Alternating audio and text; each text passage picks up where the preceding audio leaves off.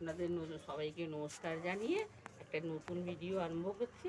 এই গাছে একটু জল দিতে হবে, তো জল মাঠে দিয়েছিলাম, 10-12 দিন হচ্ছে পুরো জল দেওয়া হয়নি। এই যে কলার খোসাগুলো ভিজিয়ে রেখেছি, আর পেঁয়াজের খোসা, রসুন, আদা, এগুলো সব খোসা আজকে 3-4 দিন হয়ে গেছে মোটামুটি।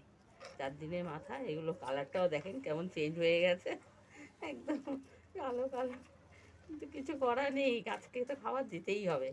হ্যাঁ, তাহলে এগুলো মিশিয়ে এই 1 বালতি জলের মধ্যে 1 লিটার করে 1 লিটার করে ভাবছি গাছে, এগুলো 1 লিটার করে 1 বালতি জলের মধ্যে মিশিয়ে এইভাবে করে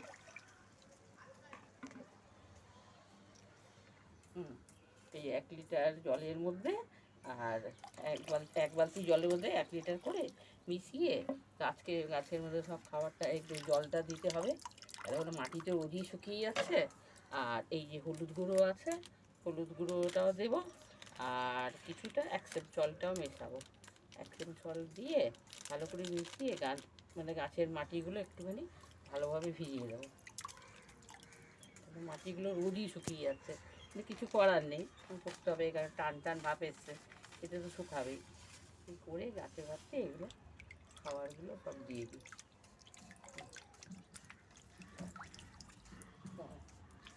এই যে গাছগুলো সব বাড়ছে, এগুলোর মধ্যে একটু জল দিই, কিন্তু হ্যাঁ, ভেজা গাছের মধ্যে বেশি করে দেবো না, একটু একটু করে গাছটা ভিজিয়ে দিই, মানে গাছের পোকামাকড় একটুখানি অসুবিধা যাতে না করে, তার জন্য একটুখানি ভিজিয়ে দিই। ভিজিয়ে দিয়ে গাছের মধ্যে একটু দেবো।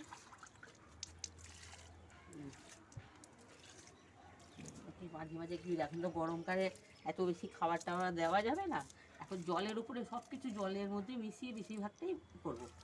আর অতটা দেবো, বিশেষ করে মাটি, গোবর সার, একটু নিম খোল, সর্ষে খোলটা দেবো, কিন্তু হ্যাঁ ভিজিয়ে দেবো, তাও পাতলা করে। গরম পড়ে গেলে তো এগুলো দেওয়া যাবে না, একদম পাতলা 100 গ্রামের মতন করে, সেই 2 বালতি 3 বালতির মতন জল করে ছেঁকে নিয়ে ওকে ওই 100 গ্রামের মধ্যে সব গাছে একটু করে দিয়ে দেবো।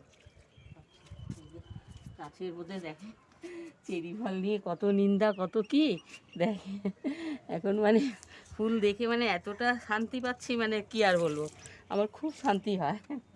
তারপরে দেখেন না, এই আনারস গাছটা এখন তো 1 বছর হয়নি, 1 বছর হতেই যায়, কিন্তু এর মধ্যে যা বড় হয়েছে, ঠিক আছে, কবে হবে তা জানি না, কেন এমনি 2.5 বছর লাগে, তো যা হোক, গাছটা তো বেড়েছে, আবার এইটুকু শান্তি, আর কিছু না।